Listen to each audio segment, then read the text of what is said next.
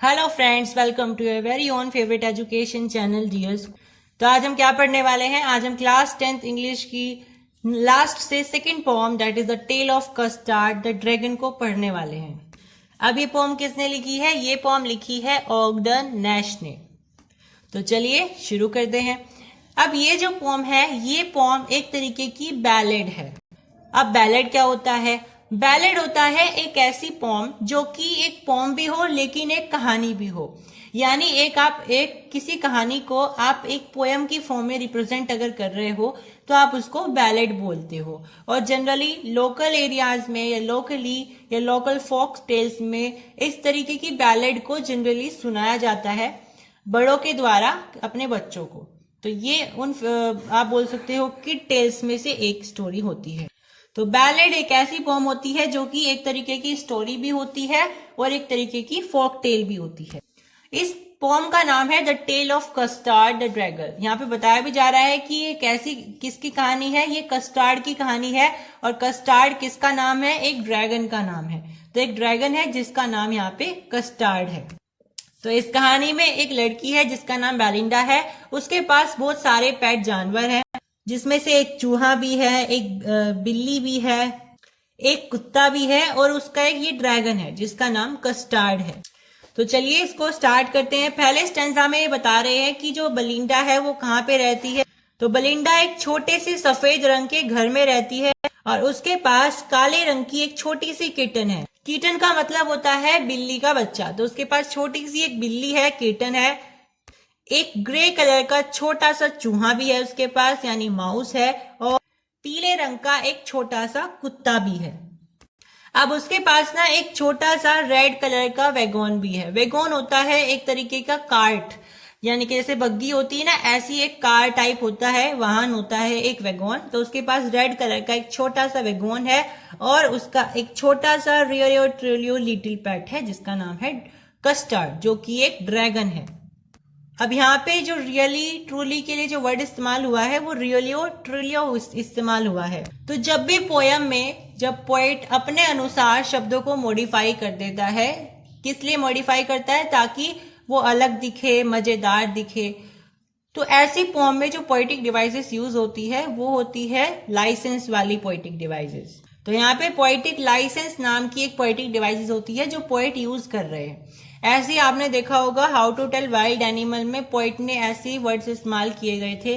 वहां पे भी कुछ शब्दों को मॉडिफाई कर दिया गया था। तो ये इसलिए किया जाता है ताकि जब रीडर पढ़ रहा है पोम को तो वो थोड़ा सा इफेक्टिव लगे।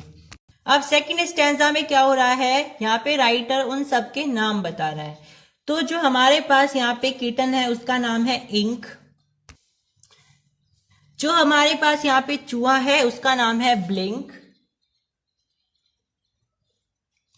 और जो डॉग है उसका नाम है मस्टार्ड। मस्टार्ड क्यों है उसका नाम? क्योंकि वो पीले रंग का है। और मस्टर्ड यानी कि सरसों भी कैसे रंग की होती है? पीले रंग की होती है। उसके फ्लावर पीले रंग के होते हैं। और जो उसका ड्रैगन है उसका नाम है कस्टार्ड। अब यहाँ पे ये बताया जा रहा है कि पोएट के द्वारा कि जो कस्टार्ड है ये बहुत ज्यादा डरपोक है। अब नेक्स्ट स्टैंजा में कस्टार्ड के बारे में बताया जा रहा है कि कस्टार्ड वैसे तो डरपोक है, लेकिन कस्टार्ड जैसे ड्रैगन होते हैं ऐसे उसमें सारी कैरेक्टरिस्टिक्स हैं कि उसके पास नुकीले दांत हैं और उसकी जो टॉप बॉडी है उसके ऊपर स्केल्स हैं। जैसे आपने देखे होंगे ड्रैगन ऐसा होता है तो उसके ऊपर ऐसे कांटे कांटे से लगे हुए होता है। तो इस तरीके की स्केल्स भी उसके ऊपर हैं। और जैसे ड्रैगन क्या करते हैं, मुंह में से आग निकालते हैं, तो ऐसे ही उसके पास है जो उसका नोज है वो एक तरीके से चिमनी का काम करता है और उसके मुंह में से आग निकलती है। फिर वो बता रहे हैं कि जो उसके टोज हैं वो ऐसे हैं जैसे होते हैं ना, खुरपी होती है जिससे मिट्टी को डग किया जाता है। तो बिल्कुल डैगर्स की तरह है उसके हम बोल सकते हैं टोज, जो कि बिल्कुल नुकीले हैं और एक वार से किसी की भी जान ले सकते हैं। अब यहाँ पे बताया जा रहा है कि वो जितने भी यहाँ पे कैरेक्टर्स हैं वो कितने कैपेबल हैं, यानी कि वो कितने पावरफुल हैं। तो यहाँ पे बताया जा रहा है कि जो बेलिंडा है जो कि उन सब की मालकिन है वो इतनी ज्यादा बहादुर है जैसे भालू होते हैं, यानी कि जैसे बहुत सारे भालू होते हैं ना, उन सब की जो पावर है वो अकेली के अंदर है उसके अंदर। फिर वो बता रहे हैं कि जो इंक है और ब्लिंक है यानी कि जो बिल्ली है और वो जो चूहा है वो इतने ज्यादा पावरफुल हैं कि वो लायन यानी कि शेर से भी लड़ सकते हैं। और जो वो कुत्ता है यानी मस्टर्ड है वो इतना ज्यादा पावरफुल है कि वो टाइगर को भी एक तरीके से हरा सकता है। लेकिन जो कस्टार्ड है यानी कि जो हमारे पास यहाँ पे ड्रैगन है वो इतना ज्यादा डरपोक है कि वो अपने लिए एक सेफ केज को ढूंढ रहा है यानी पिंजरे को ढूंढ रहा है। यानी वो इतना डरपोक है कि इन सबसे लड़ना तो दूर, वो अपने आप को छिपाने की कोशिश कर रहा है किसी केज में, किसी पिंजरे में, ताकि उसे लड़ना ना पड़े क्योंकि वो बहुत डरपोक है अकॉर्डिंग टू पोएट। अब नेक्स्ट स्टैंजा में क्या बताया जा रहा है कि ये जो सारे लोग हैं यानी बेलिंडा है, इंक है, ब्लिंक है और मस्टार्ड है, ये लोग किस तरीके से कस्टार्ड यानी ड्रैगन की मजाक उड़ाते हैं। अब जो ब्लिंडा है ना वो उसे बहुत उस पे एक तरीके से रोस्टिंग करती है, उसकी उस पे हंसती है, उसकी मजाक उड़ाती है। और जो ये इंक, ब्लिंक और मस्टार्ड है यानी कि कुत्ता, बिल्ली और जो चूहा है, ये सब इसको क्या कहते हैं, ये इसको परसीवल बोलते हैं। अब ये परसीवल क्या है?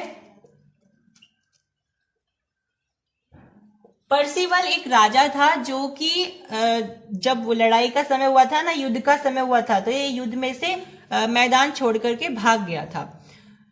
तो यहाँ पे इसका रेफरेंस देकर के पोएट बता रहा है कि जो इंक, ब्लिंक और मस्टार्ड है वो कस्टर्ड को परसिवल के नाम से चिढ़ाते हैं, उसको उसका मजाक उड़ाते हैं। तो यहाँ पे कौन सी पोएटिक डिवाइसेस यूज हुई है? एल्यूशन। यानी जब भी हम किसी राइटिंग पीस में किसी दूसरी फेमस राइटिंग पीस के किसी कैरेक्टर को इन्वॉल्वमेंट दे देते हैं, यानी कि अगर हम कोई राइटिंग पीस लिख रहे हैं उसमें हम किसी फेमस कैरेक्टर का नाम दे देते हैं जो कि हमने नहीं बनाया है, तो हम उसको एल्यूशन बोलते हैं। जैसे कि आपकी पोम थी अमेंडा, अमेंडा में रपंजल का एक तरीके से रेफरेंस लिया गया था, तो वो एक फेमस कैरेक्टर है, तो वहां पर भी एल्यूशन इस्तेमाल किया गया था। अब ये जो सारे हैं यानी कि जो ब्लिंडा है, इंक है, ब्लिंक है और मस्टर्ड है, ये सब कस्टर्ड की बहुत मजाक उड़ाते हैं और उसकी हंसते हंसते उसके ऊपर अपने वैगन में बैठ करके सैर करते हैं। मतलब कि उसकी मजाक उड़ा करके उसमें बैठ जाते हैं। किसमें बैठ जाते हैं? वैगन में बैठ जाते हैं। अब उसमें बैठ करके फिर भी वो उसकी मजाक उड़ा रहे हैं। ब्लिंडा इतना ज्यादा हंस रही है उसके ऊपर कि घर भी हिल रहा है। यहाँ पे हालांकि हाइपरबोल यूज हुई है। हाइपरबोल मतलब किसी चीज को ज्यादा ही बढ़ा चढ़ा दिया है। तो यहाँ पे बताया जा रहा है कि ब्लिंडा उस पर इतना ज्यादा हंस रही है कि उसने घर भी हिला दिया है। और ये बाकी के जो जानवर हैं, जो ब्लिंक है, इंक है, मस्टर्ड है, ये सब उसकी मजाक उड़ा रहे हैं और इसकी एज पूछ रहे हैं कि भाई तुम्हारी एज क्या है, क्योंकि वो बहुत बड़ा है उनमें और वो सबसे ज्यादा डरपोक है। वही जो कस्टर्ड है वो बेचारा रो रहा है कि मुझे एक नाइस सेफ केस दे दो, यानी कि सुरक्षित एक पिंजरा दे दो ताकि मैं उसमें जाकर के छिप जाऊं। फिर अचानक से उन्हें एक अजीब सी एक आवाज आती है और जो मस्टर्ड है यानी जो कुत्ता है वो भौंकता है, जो बिल्ली है वो भी चिल्लाती है म्याऊ म्याऊ की आवाज निकाल करके, और वो सबके सब इधर उधर देखने लगते हैं। फिर वो क्या देखते हैं कि विंडो से एक पायरेट निकल करके आ रहा है। पायरेट कौन होता है? एक डाकू किस्म का एक इंसान होता है, चोर होता है और डाकू होता है, उसे आप पायरेट बोल देते हो। नेक्स्ट स्टेंजा में उस पायरेट के बारे में बताया गया है कि उसके लेफ्ट हैंड में बंदूक है यानी पिस्टल है और उसके राइट हैंड में भी पिस्टल है। अब यहाँ पे बताया जा रहा है कि जो उसके दांत है उसमें से एक दांत उसका ऐसा है जैसे कैटलेस बैट होता है, जैसे कहते हैं ना सोने का दांत होता है। ये जो डाकू आते थे पुरानी फिल्मों में भी दिखाया जाता था, पुराने कार्टून शोज में, गुफाओं में रहते थे, गुफाओं के आसपास उनकी एक आंख पे पट्टी बंधी रहती है, उनके दांत एक सोने का दांत होता है। तो इस तरीके का जो उसका दांत है वो कटलेस वेट है, यानी वो दूर से एकदम से चमक रहा है उसका एक दांत। उसकी बहुत बड़ी बड़ी मूछें हैं और वो मूछें बिल्कुल काले रंग की हैं, लेकिन उसकी एक टांग वुड की है, मतलब वो अपाइज है, उसकी एक टांग लकड़ी की है, यानी उसने नकली टांग लगाई हुई है जो कि लकड़ी की टांग है। हालांकि वो अभी भी कूद फिर सकता है, लेकिन वो टांग उसकी असली टांग नहीं है, वो लकड़ी की टांग है। अब उसका ये हालत देख करके, उसकी सारी कंडीशंस, ये सारी कैरेक्टरिस्टिक्स देख करके वो सारे के सारे जो ब्लिंडा है, इंक, ब्लिंक है, ये सारे जो मस्टर्ड वगैरह हैं, ये बिल्कुल समझ जाते हैं कि ये कुछ बुरा करने आया है, ये इसका इरादा अच्छा नहीं है। अब ब्लिंडा जो कि बहुत पावरफुल बन रही थी अब तक, वो कह रही थी कि मेरे अंदर तो बहुत सारे भालुओं जितनी ताकत है, अब वो क्या कर रही है, वो रोने लग गई है हेल्प हेल्प करके, यानी कि मदद मदद जो है एक तरीके से चिल्ला रही है। अब जैसे कुत्ते भागते हैं ना डर के आवाज निकाल करके, ऐसे ही मस्टर्ड भी जो कि एक डॉग है वो भी ऐसी आवाज निकाल करके भाग जाता है। और इंक क्या है? इंक एक बिल्ली है, तो बिल्ली क्या करती है, वो घर के नीचे वाले हिस्से में छुप जाती है, और जो ब्लिंक है वो अपने बिल में छुप जाता है क्योंकि वो एक चूहा है। लेकिन जब ये सारे डर गए तब कौन आया है? वो कस्टर्ड आया है।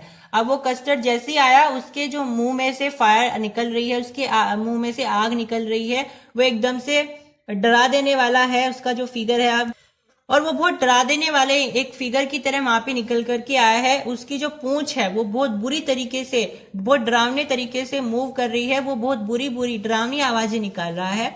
और वो पायरेट के पास कैसे आता है? जैसे रोबिन कीड़े के पास आता है। रोबिन कौन होता है? रोबिन एक चिड़िया होती है जो कि कीड़े खाती है।